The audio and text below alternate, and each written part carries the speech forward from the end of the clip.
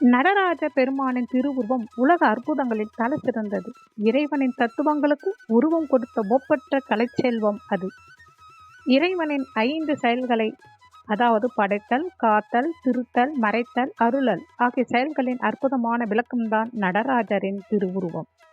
அறியாமை ஆகிய மறதியை முயலகன் என்னும் கொடியவனாக உருவகப்படுத்தியிருக்கிறார்கள். அறியாமையும் அழிவையும் முயலனாக பாவனை செய்து இருக்கிறார்கள்.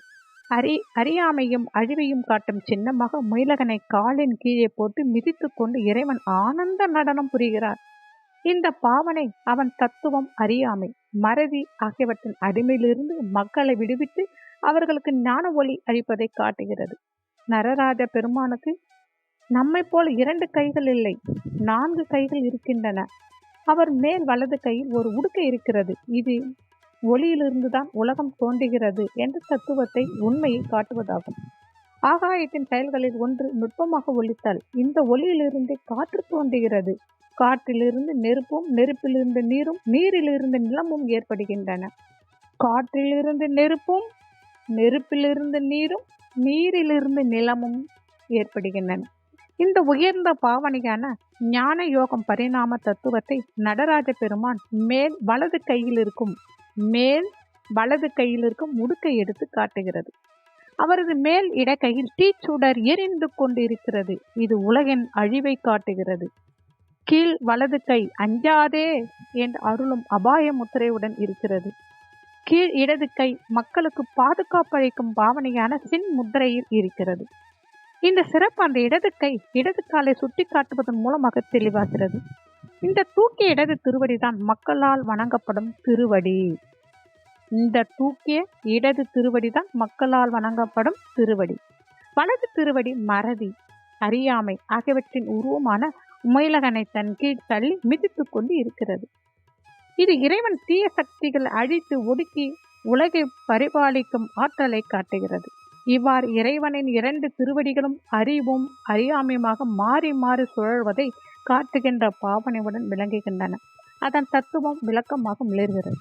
நடராஜரை சுற்றி சுடர் ஒளியுடன் கூடிய திருவாசி இருக்கிறது. இது இறைவனின் ஒளிமயமானவன், அருஜோதியானவன், அருள் பெரும் ஜோதியாக உலகை இயக்கிக் கொண்டு இருப்பவன் என்ற ஒப்பற்ற தத்துவத்தை ஏற்ற உண்மை உலகுக்கு விளக்குகிறது. இறைவனின் ஆற்றலை அவனுடைய எல்லா ஆற்றலுடன் நம் ஞானிகள் பராமர மக்களும் விளங்கும்படி உருவப்படுத்தி இருக்கிறார்கள். இந்த இறை தத்துவங்கள் அடிப்படை உணர்ந்து கொள்ளாமல் இறைவனும் கற்பனை என்று நினைத்து ஏமாந்து விடாதீர்கள். இந்த இறை தத்துவங்கள் அடிப்படையை உணர்ந்து கொள்ளாமல் இறைவனும் கற்பனை என்று நினைத்து ஏமாந்து விடாதீர்கள். இது போன்ற அற்புதமான தெய்வீக தத்துவத்தின் கலை சின்னம் உலகில் வேறு எங்காவது உண்டா? இந்த கலை சின்னத்தின் தத்துவங்களை உணர்ந்து இறைவனிடம் பக்தி கொண்டு வாழ்ந்து வந்தால் நம் வாழ்க்கை உயர்ந்துவிடும். நாம் சாத்திரங்களை படிக்க வேண்டியதில்லை, வேதங்களை ஓத வேண்டியதில்லை. இறைவனின் நாமத்தை ஜபித்தால் போதும். பாமர மக்களுக்கும் பக்தி உணர்வு ஏற்படுவதாக உருவானவைதான் நமது கோயில்கள். அதன் ஒப்பற்ற உருவம்தான் நடராஜரின் திருவுருவம்.